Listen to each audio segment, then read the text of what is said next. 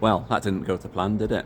Middlesbrough 1, Bristol City 1 at the Riverside Stadium in a match which we were calling a must-win before kick-off. Of course, after the disappointment of the defeat to Charlton midweek, coming back to the Riverside Stadium, it felt like a really, really massive occasion for Middlesbrough, one where we needed to go out and attack the game and just ultimately find a way to win the match. And I think when you look at the balance of play, we did create more chances than them. We did dominate possession. Again, I think everyone knew that was likely to be the case, and ultimately we did get the goal in order to be able to put ourselves in a good position. Leo Castledine with the goal is his first goal for Middlesbrough. A really well taken effort after a crossfield pass from Hayden Hackney, put it in the back of the net, and Middlesbrough looked like they were in control, but obviously there was an absolute sucker punch at the end of the game. A late corner, a blasting header from the Bristol City defender going into the top corner of the net, and they were obviously celebrating in front of their supporters, and just the home fans at the Riverside just absolutely stunned into silence at the fact that we dropped 2 points in a game which we were seconds away from getting the win from. So, I mean, coming into this game, Kim Hellberg made a couple of changes. Alan Brown came into the side. David Strelec dropped out of the other team.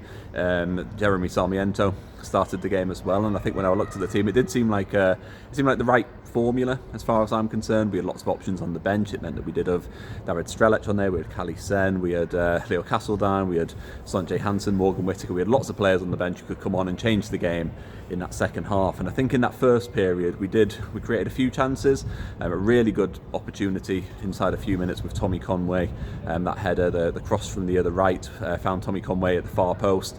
He headed just over the bar. It was one where him and Jeremy Sarmiento almost collided a little bit. Maybe Sarmiento was actually in a better position to be able to put the ball in the back of the net, but Conway got onto the end of it.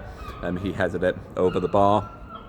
Bristol City, they pushed forward. They had a couple of moments where they looked slightly dangerous. Some good set pieces from Scott Twine.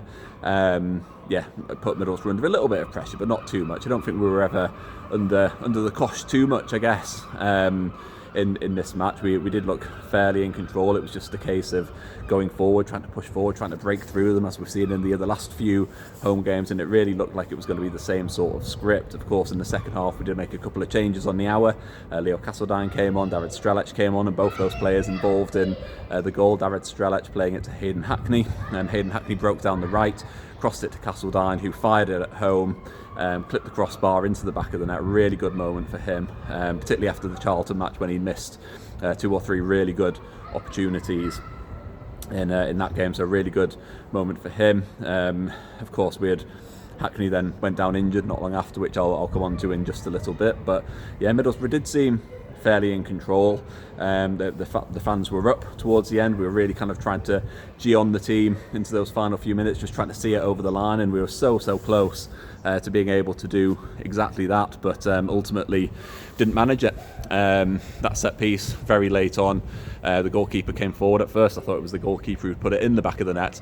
Didn't happen in the end. It was the defender. Really good header. Got the wrong side of Adelson Malanda. Seemed like a kind of a momentary lapse in concentration from Malanda, who I don't want to blame him too much because he's been so good since he came to Middlesbrough. But yeah, a bit of a lapse in concentration and just an absolute sickener. I can't remember the last time that I was so disappointed by a goal and a result, and I think it's the context of where Middlesbrough find ourselves at the moment. Of course, at the start of the season, no one expected that we'd be in this position. No one thought we'd be challenging for promotion. I did a pre-season predictions piece. I thought we were going to finish mid-table at best, maybe pushing towards 9th, 10th based on last season. The fact that we've managed to overperform seemingly this season has been wonderful. So there is that little bit of perspective. But I think when you've spent the whole season since November in the top 2, expectations do rise. Fans adjust to that expectation. When you've been in the top 2 all season, it's only right that fans would want you to be able to see out the job and finish in the top 2. And of course, that's still very much still on the cards. It's still all to play for. There's still 8 games left.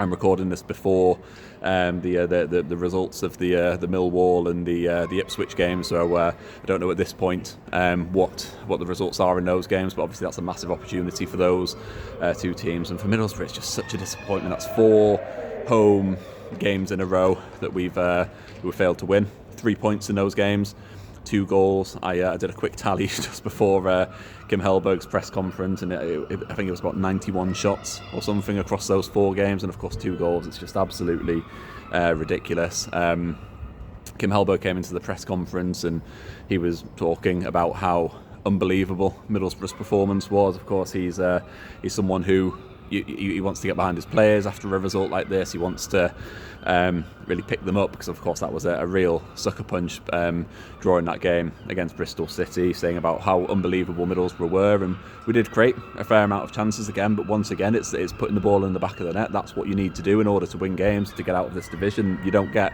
any prizes for playing nice football and creating chances if you're not converting them, and the fact that it's happened 4 games in a row suggests to me that there's a bit of an issue there. It can happen in 1 game, it can happen in 2 games where luck just doesn't go your way, but when it's happening 4 home games in a row, it's up to us, it's up to Kim Hellberg, it's up to the players to find a solution for that, to find a way to win these games, get the points that we need to go up automatically, because at the moment it looks like we're faltering.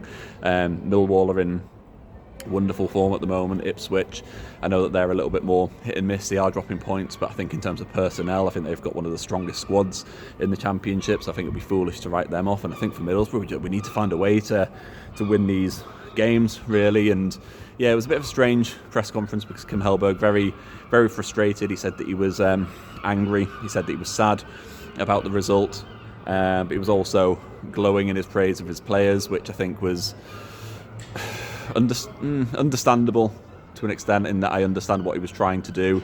I'm not sure whether it will come off that well, in the fact that we failed to win another game against a side that we should be beating.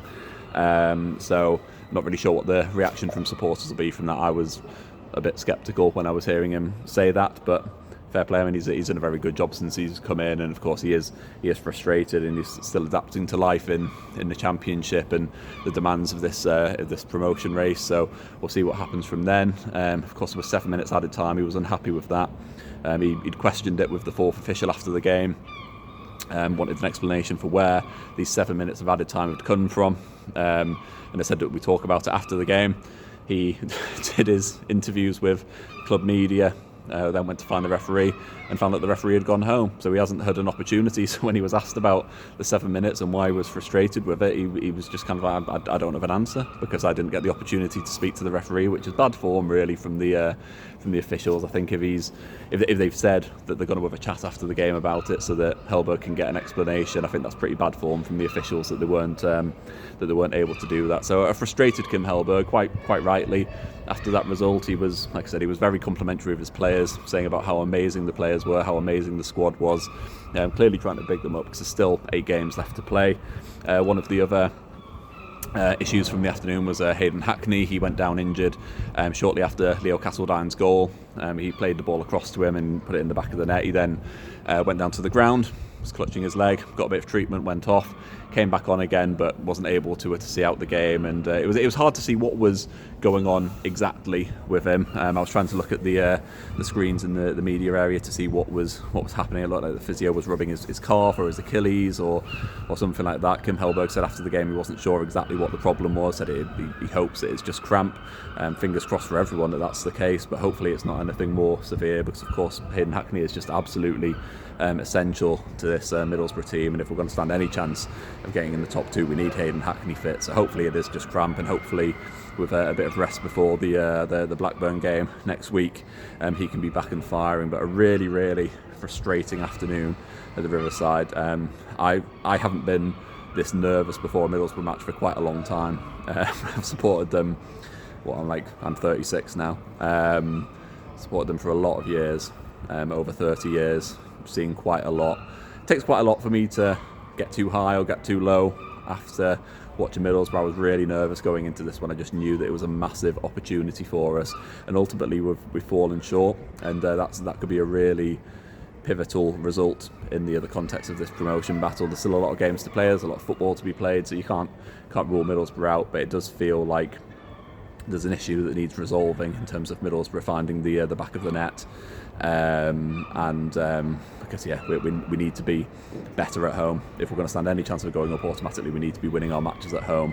That should be our bread and butter. We should be turning the Riverside into the cliched fortress, and that's exactly what we need to do if we're going to go up automatically. But at the moment, it seems to be a bit of a problem. So got a week to prepare for the Blackburn game. Some time to lick our wounds, get on the training ground, do some work.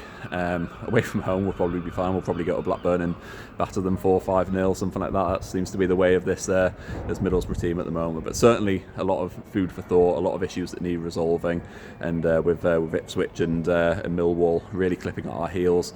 As I said, potentially ahead of us by the end of the afternoon, depending on results, which I don't know at the time of recording. Could be a really, really spicy few weeks coming up for Middlesbrough, particularly with that Millwall game coming up on Good Friday. So there's going to be a lot more reaction coming on the channel, so stay tuned for that. If you have enjoyed this, please do hit like, please do hit subscribe as well. Hopefully next time I'll have some better news for you. I'll catch up with you next time here on